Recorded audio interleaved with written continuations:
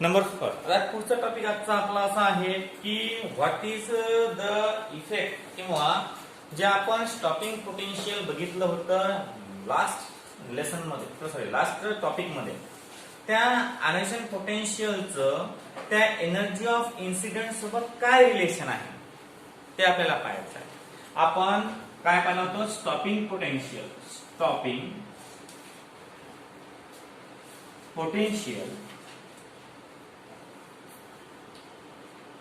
पाहिलं होतं V not. काय पाहिलं होतं? V not. आता याची डेफिनेशन पाहिली होती आपण की the reverse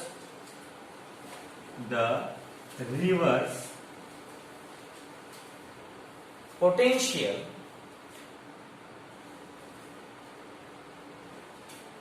apply on most energetic electrons to stop the किंवा to stop the current in a circuit. The reverse potential apply on the most energetic electron to stop the photocurrent in the circuit. सर्किटचं spelling काय आहे physics मध्ये?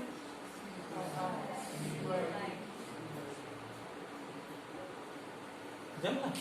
आता हा जो हे पाहिलं होतं डेफिनेशन त्याची पोटेन्शियल.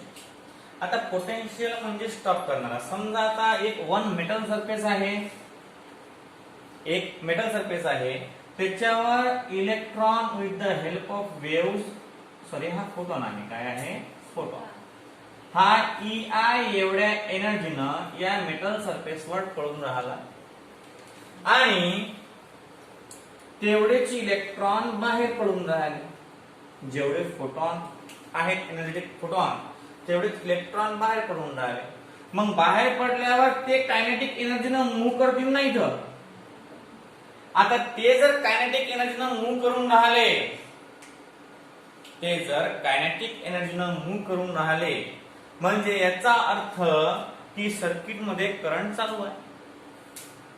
ज्या वेळेस फोटॉन हे खाली पडून राहिले आणि ते एनर्जीनं खाली असे पडता म्हणजे कायनेटिक एनर्जीनं मूव्ह होऊन राहिले, म्हणजे करंट चालू आहे.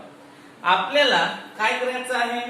या कायनेटिक एनर्जीचं रूपांतर आपल्याला पोटेन्शियल एनर्जी मध्ये करायचं आहे. मग काय करतो आपण? त्या करंटची डायरेक्शन चेंज करून टाकतो, रिव्हर्स करून टाकतो.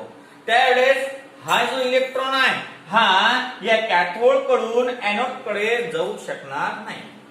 हा कॅथोड आहे आणि हा काय आहे? एनोड. म्हणजे गेला नाही पाहिजे एनोड कडे. तो इलेक्ट्रॉन कॅथोड जवळून एनोड कडे गेला नाही पाहिजे. यासाठी आपण त्या कायनेटिक एनर्जीचं रूपांतर पोटेन्शियल एनर्जी मध्ये केलं. आता पोटेन्शियल एनर्जी मध्ये याचं रूपांतर केल्यावर काय घडते की आपल्याला एनर्जी ऑफ इन्सिडेंट जे आहे त्या ठिकाणी कायनेटिक जी एनर्जी आहे त्या कायनेटिक एनर्जीचं पोटेन्शियल एनर्जी मध्ये रूपांतर. तर कायनेटिक एनर्जी व्हॅल्यू काय येणार विथ रिस्पेक्टिव्ह स्टॉपिंग पोटेन्शियल? जे एनर्जी आपण लावून राहिलो टू स्टॉप द इलेक्ट्रॉन, जो मूव्ह करून राहिला होता कॅथोड कडून एनोड कडे. मग सिंपली कायनेटिक एनर्जी जी राहणार ते कायनेटिक एनर्जी राहणार इलेक्ट्रॉनवर चार्ज जेवढा असते तेवढा E आणि स्टॉपिंग पोटेन्शियल. का बरं? इलेक्ट्रॉन मूव्ह होऊन राहिला ना, स्टॉपिंग पोटेन्शियल म्हणजे इलेक्ट्रॉन स्टॉप करण्याची एनर्जी. कायनेटिक एनर्जी रूपांतर पोटेन्शियल एनर्जी मध्ये. आता पोटेन्शियल एनर्जी आणि कायनेटिक एनर्जी जर सेम असतील, दोघांची किंमत किती सारखी असते ना. मग पोटेन्शियल एनर्जी म्हटल्यापेक्षा आपण काय म्हणू? Kinetic energy equal to electron volt. आता we all know that in the previous topic EI equal to phi plus kinetic energy max. जमलं. आता आपण हे इक्वेशन पाहिलं होतं मागच्या टॉपिक मध्ये. आता ज्या वेळेस हा फाय इथं वर्क फंक्शन आहे तो एच काय असते एच न्यू काय असतो एच न्यू. नंतर हा H nu high energy of incident phi काय असते phi equal to H nu not असते ना. मग आता आपण ही किंमत इथे समजा ठेवली E incident equal to phi आणि प्लस कायनेटिक एनर्जी रूपांतर आपण कशामध्ये केलेलं आहे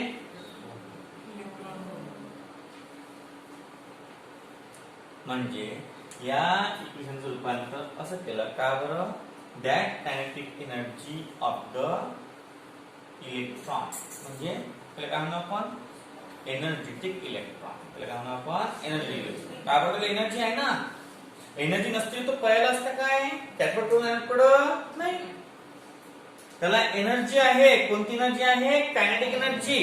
ज्यावेळेस आपण कोणतं पोटेन्शियल स्टॉपिंग पोटेन्शियल त्याच्यामध्ये अप्लाय करतो त्यावेळेस या कायनेटिक एनर्जी रूपांतर कशामध्ये होते पोटेन्शियल एनर्जी मध्ये. कोण पडून राहिलं इलेक्ट्रॉन म्हणजे इलेक्ट्रॉनवर कोणता चार्ज आहे ई 1.6 × 10⁻⁻19 कूलम आणि स्टॉप करण्यासाठी पोटेन्शियल लागते तेवढे. या दोघांची किंमत हे कायनेटिक एनर्जी एवढी असायला पाहिजे. रॉकेट ज्यावेळेस लॉन्च होते त्यावेळेस त्याला ग्रॅव्हिटीला अपोज करून वर जावं लागते. ग्रॅव्हिटीला काय अपोज करून त्याला वर जावं लागते आणि त्या कारणामुळे तिथं काय होते ते जे एनर्जी असते ते 9.8 पेक्षा स्पीड जे असते किंवा ऍक्सलरेशन जे असते ते ऍक्सलरेशन त्यांना 9.8 च्या वरच घ्यावं लागते. का बरं कारण तेवढं ते खाली जाऊन राहिलं तिच्या दुप्पट किंवा तिप्पट वरती जायला पाहिजे रॉकेट. म्हणजे ग्रॅव्हिटी त्याला फ्री फॉल म्हणतात. त्याला काय म्हणतात फ्री फॉल. फ्री फॉल या कंडिशन साठी जाण्यासाठी त्याला गरज असते एनर्जी. मग काय करतात ते फ्री फॉल मध्ये फ्री फॉल ज्या वेळेस त्या ग्रॅव्हिटीचा संपर्क तुटते त्या रॉकेट जवळ त्यावेळेस कायनेटिक एनर्जी रूपांतर कशामध्ये होते पोटेन्शियल एनर्जी मध्ये होते.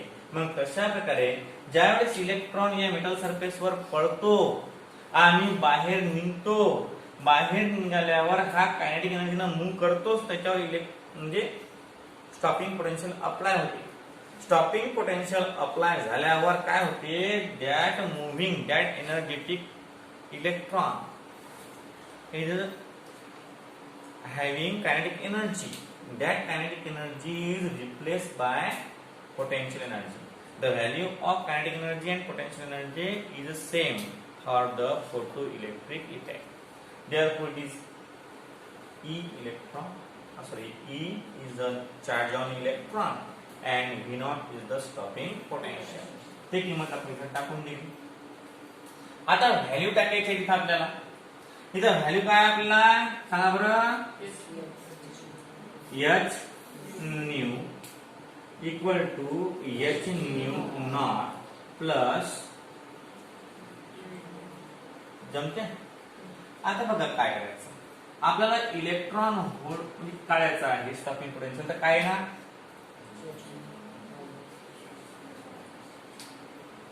जमलं. हा ई मल्टिप्लायला आहे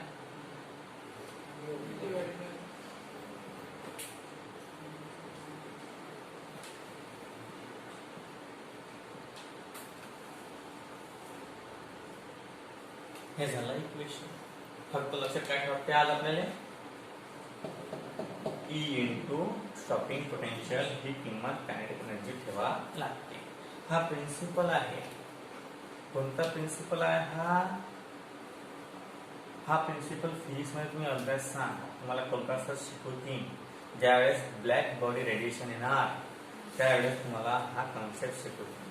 हा फक्त लक्षात एवढं ठेवते की ई म्हणजे इलेक्ट्रॉनवर असणारा चार्ज आणि व्ही नॉट म्हणजे स्टॉपिंग पोटेन्शियल. या दोघांचा प्रोडक्ट काय असते कायनेटिक एनर्जी. आता बघा हे झालं त्याचं इक्वेशन. आता ज्या वेळेस आपण ग्राफ काढू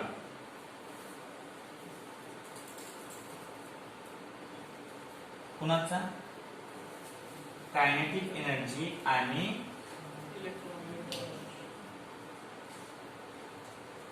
हा आता mx आहे. काय आहे mx म्हणजे y equal to mx minus c. तर y ऍक्सिस वर काय घ्या म्हणते v नॉट म्हणजे v not potential y axis. m हा m आहे. x काय म्हणते फ्रिक्वेन्सी न्यू मीटर पर. तर हा जो ग्राफ आपण काढू हा ग्राफ सेम आपल्या मागच्या ग्राफ सारखा आहे ना. हा झाला y इंटरसेप्ट. y इंटरसेप्ट काय ना minus h upon e minus h upon e आणि h न्यू करा असं म्हणा. y इंटरसेप्ट h न्यू भागिले e. नंतर हा जो स्लोप आहे हा स्लोप काय ना स्लोप म्हणजे हा h अपॉन e. आता फक्त आपण पहिला ग्राफ काढला होता कोणता कायनेटिक एनर्जीचा. कोणाचा कायनेटिक एनर्जीचा आणि फ्रिक्वेन्सीचा. तर त्यावेळेस काय होतं आपला स्लोप आला होता मायनस h न्यू आणि स्लोप नाही y इंटरसेप्ट आणि स्लोप आला होता h. फक्त डिफरन्स एवढाच आहे की इथं इलेक्ट्रॉनचा चार्ज गृहीत धरला जात नाही. का बरं? कारण इथं कायनेटिक एनर्जी ऑफ फोटॉन म्हटलंय. इलेक्ट्रॉन बाहेर या प्रोसेस मध्ये निघालेले नाहीत. इलेक्ट्रॉन निघाले असते तर इलेक्ट्रॉन आलं असतं. हे काय म्हणाले incident on the metal surface म्हणून इथं इलेक्ट्रॉनचा काहीच भाग येणार नाही. परंतु ज्यावेळेस इलेक्ट्रॉन बाहेर पडतील त्यावेळेस ते रूपांतर कसं होईल पोटेन्शियल एनर्जी मध्ये रूपांतर होईल कायनेटिक एनर्जी म्हणजे इलेक्ट्रॉन बद्दल होणार. त्यावेळेस minus h mu upon e आणि h अपॉन e याच्यामध्ये कन्वर्शन होणार. फक्त लक्षात ठेवायचं तुम्हाला प्रश्न दिला होता की ज्यावेळेस तुम्ही कायनेटिक एनर्जी आणि फ्रिक्वेन्सीचा ग्राफ काढता त्यावेळेस स्लोप आणि y इंटरसेप्ट काय असतो आणि ज्यावेळेस तुम्ही स्टॉपिंग पोटेन्शियल आणि फ्रिक्वेन्सीचा विचार करता त्यावेळेस y इंटरसेप्ट काय असतो आणि स्लोप काय असतो. याच्यामध्ये फरक फक्त मायन्यूट फरक आहे अपॉन इलेक्ट्रॉन अपॉन इलेक्ट्रॉन. दुसरं काहीच नाही. दुसरं काहीच नाही. का बरं? कारण फॉर्म्युला सांगणार आहे. का बरं? कारण फॉर्म्युला सांगते काय ना फॉर्म्युल्यावरून v नॉट equal to ke upon e.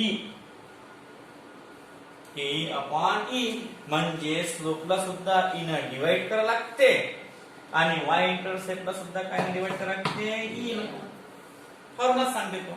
म्हणजे अशा प्रकारची सिस्टमॅटिक अरेंजमेंट आहे.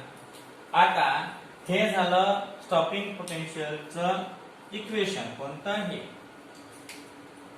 आता या इक्वेशन वरून एकदम तुम्ही इझिली काय करू शकता व्होल्टेज काढू शकता. फक्त एकच गोष्ट लक्षात ठेवायची आजीवन.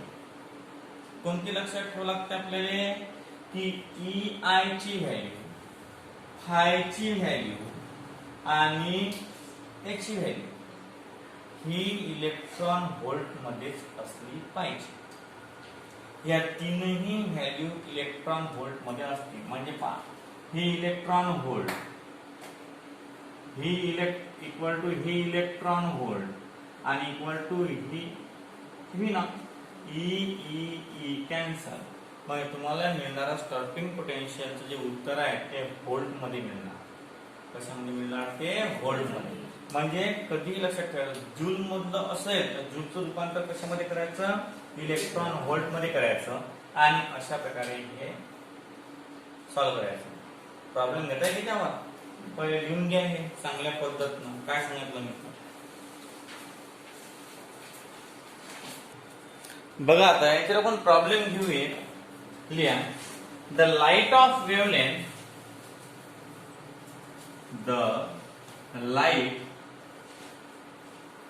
wavelength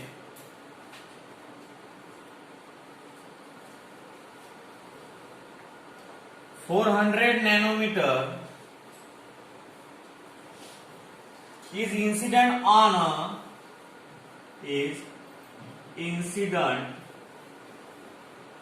on a metal with phi equal to 2.3 volt, 2.3 electron volt. Calculate the stopping potential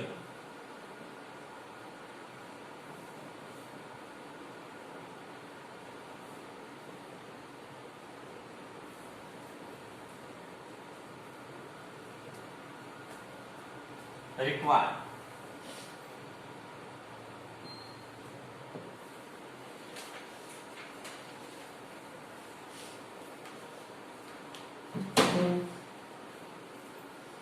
झालं. लक्ष द्या. आता आपल्याला दिलेलं काय आहे वेवलेंथ. किती आहे वेवलेंथ 400 म्हणजे लॅम्बडा इक्वल टू 400 नॅनोमीटर. आणि काय दिलं अजून फाय म्हणजे काय होत रे वेव्ह फंक्शन किंवा थ्रेशोल्ड एनर्जी. झाला.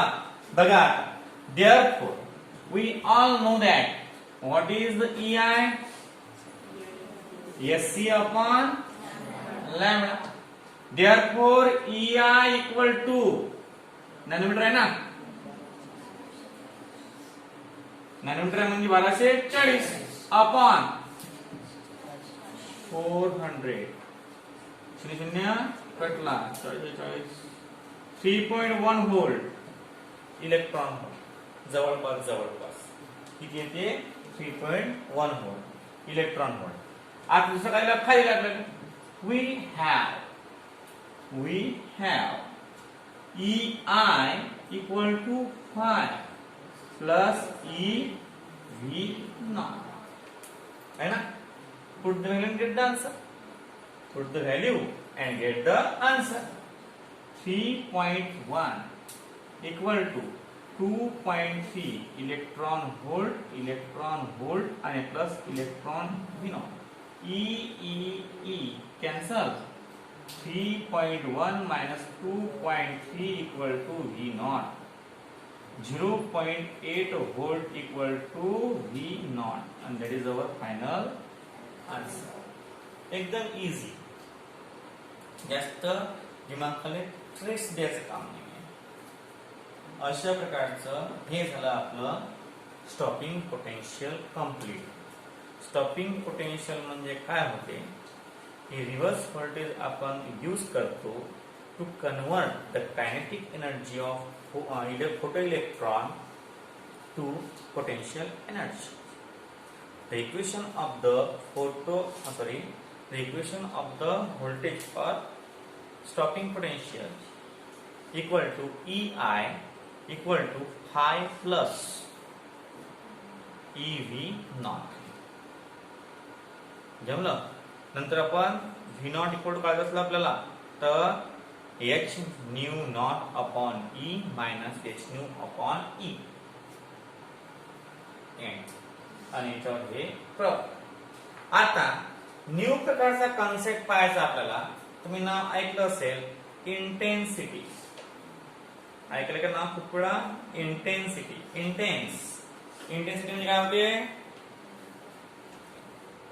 पाहायचा इंटेन्सिटी. काय पाहायचं आपल्याला पुढचा टॉपिक इंटेन्सिटी. नेक्स्ट टॉपिक आहे आपला इंटेन्सिटी.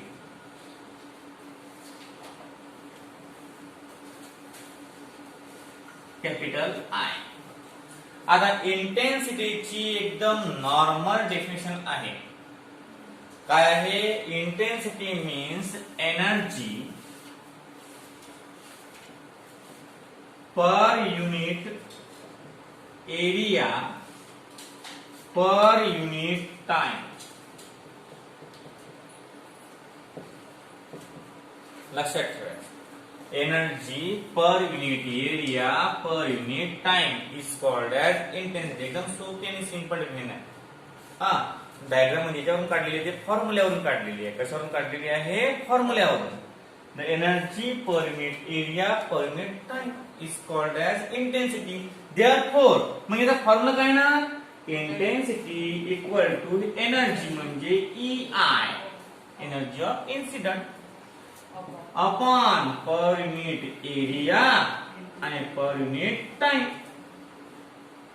जमलं? मग आता याचा अर्थ आता लक्षात द्या, एवढं लक्षात द्या फक्त मला.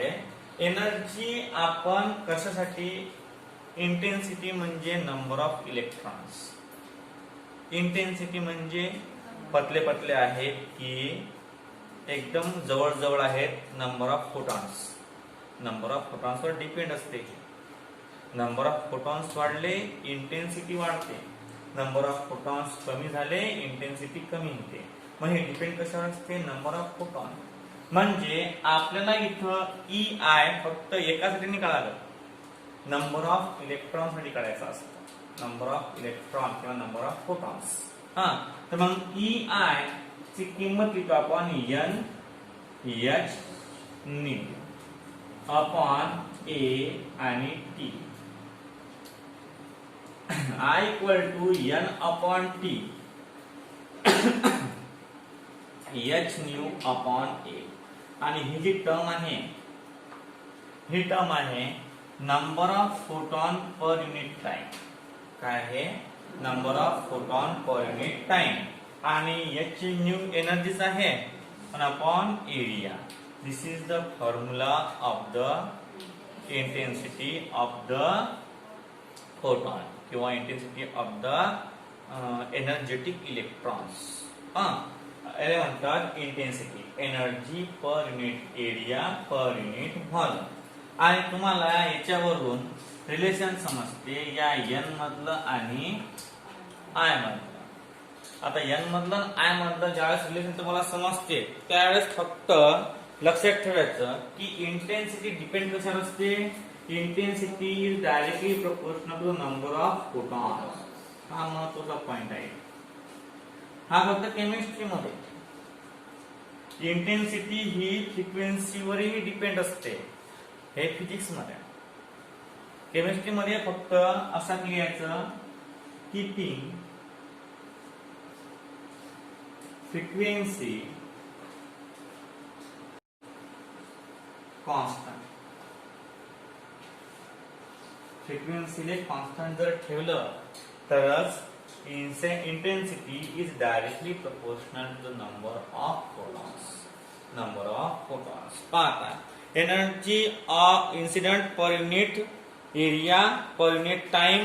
नंतर आपण I is directly proportional to number of photon keeping the frequency of incident light constant. Frequency of incident light constant. म्हणजे फ्रिक्वेन्सी कॉन्स्टंट घ्यायची असते. फ्रिक्वेन्सी जर कॉन्स्टंट घेतली तर हे कॉन्स्टंट, हे कॉन्स्टंट, एरिया बी कॉन्स्टंट. त्याच एरियावर बंबार्डिंग होऊन राहिली ना मेटलच्या, की बंबार्डिंग झाल्यावर डायरेक्ट इलेक्ट्रॉन पडला आणि डायरेक्ट एवढा होता तो मेटल प्लेट एवढा झाला झाला ते एरिया वाढते का त्याचा? नाही. मग एरिया कॉन्स्टंट आहे, कॉन्स्टंटच आहे. टाइम कॉन्स्टंटच आहे. नंतर हे बदलते आणि म्हणून इथं काढलेलं आपण keeping the frequency in the incident light constant. मग हे पुढे पुढे कॉन्स्टंट टर्म, हाय कॉन्स्टंट म्हणजे काय येईल? I is directly proportional to the number of photons. अशा प्रकारे आहे इंटेन्सिटी ऑफ लाईट. नंतर पुढचा पार्ट आहे आपल्याला जो घ्यायचा आहे तो आहे इंटेन्सिटी झाल्यावर फोटो करंट. काय घ्यायचा आहे? Photo current. काहीच नाही, फक्त डेफिनेशन लिहून घेऊन राहिलो मी. Photo current. पुढची डेफिनेशन आहे आपली फोटो करंट. आता फोटो करंट म्हणजे काय होते सांगा बरं. या प्रत्येक डेफिनेशन साठी पूर्णच्या पूर्ण ऍक्टिव्हिटी रिवाइज करावी लागते. तुम्ही पहिल्यापासून पाहिलं असेल की प्रत्येक डेफिनेशन तेच सांगते. पहिल्यापासून स्टार्ट करा. When the photon incident on the metal surface, हे प्रत्येक डेफिनेशन मध्ये आहे. When the photon incident on the metal surface, then the electron are removed from the metal surface and applying kinetic energy, the electron are moved. एवढं माहिती आपल्याला. मग electron are move in the direction of the electric current and that electric current is called as photocurrent. म्हणजे प्रत्येक ज्यावेळेस तुम्ही definition पाहता त्यावेळेस पहिल्यापासून घसरणे लागते की इलेक्ट्रिक फोटॉन आहे बा, तो त्या मेटल सरफेसवर पडला होता, मग इलेक्ट्रॉन बाहेर निघाला होता, तो कायनेटिक एनर्जीनं असा पयाला होता. नंतर तो जो डायरेक्शन पयाला करंटच्या डायरेक्शन, त्या करंटला काय म्हणतात फोटो करंट. ज्या व्होल्टेज न पयाला त्याला कायनेटिक एनर्जी म्हणतात. त्याचं रूपांतर कशामध्ये करतात पोटेन्शियल मध्ये, त्याला स्टॉपिंग पोटेन्शियल म्हणतात. नंतर फोटो इलेक्ट्रिक इक्वेशन कसं फॉर्म झालं की फोटो इलेक्ट्रॉन हा म्हणजे फोटॉन जर पडल्यावर दोन प्रकारची एनर्जी प्रोव्हाइड करतात. याला काढण्याचं वेव्ह फंक्शन आणि इलेक्ट्रॉनला प्रोव्हाइड करणारी कायनेटिक एनर्जी.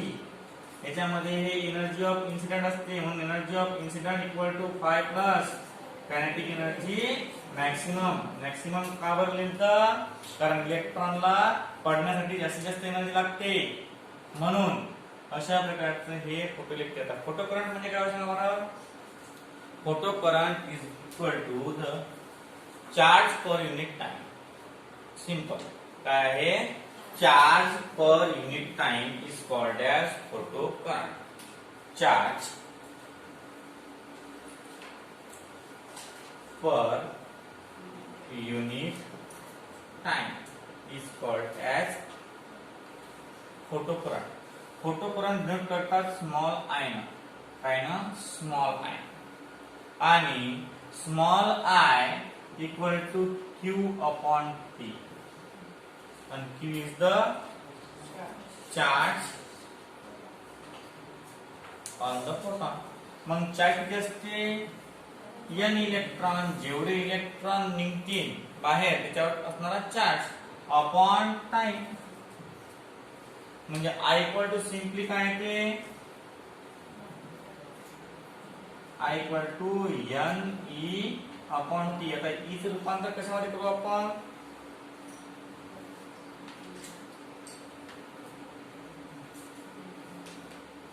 हेच राहू द्या की नाही. E म्हणजे काय होते, इलेक्ट्रॉनवर असणारा charge. n is the number of photons आणि t इज द टाइम. म्हणजे n into 1.6 into 10 to the power -19 coulomb upon time लिहावं लागेल सेकंड मध्ये. त्याच्यावरून तुम्हाला फोटो करंट काढता येईल. अशा प्रकारे हे झालं आपलं आजचा टॉपिक कंप्लीट. आता आपण उद्याच्या लेक्चर मध्ये हे पाहणार आहोत. लक्ष द्या पहिले. उद्याच्या लेक्चर मध्ये आपण हे पाहणार आहोत की how photo electric effect, photo electrons, intensity, photo current ह्या एकमेकावर डिपेंड कशा आहेत, ह्या एकमेकावर कशा डिपेंड कशा आहेत त्या पाहणार. कायनेटिक एनर्जी म्हणजे the inter conversion between the term involve in the photo electric effect. Photo electric effect मध्ये कोणकोणत्या टर्म कशा कशा पद्धतीनं इन्व्हॉल्व आहेत ते आपण उद्याच्या लेक्चर मध्ये पाहणार आहोत. आजसाठी फक्त तुम्ही लक्षात ठेवा, आज आपण घेतलं स्टॉपिंग पोटेन्शियलचे इक्वेशन्स, सेकंड घेतलं आपण इंटेन्सिटी आणि थर्ड घेतलं आपण फोटो करंट. अशा प्रकारे आता उद्या काय करणार आपण, पहिले एकाबरोबर उद्या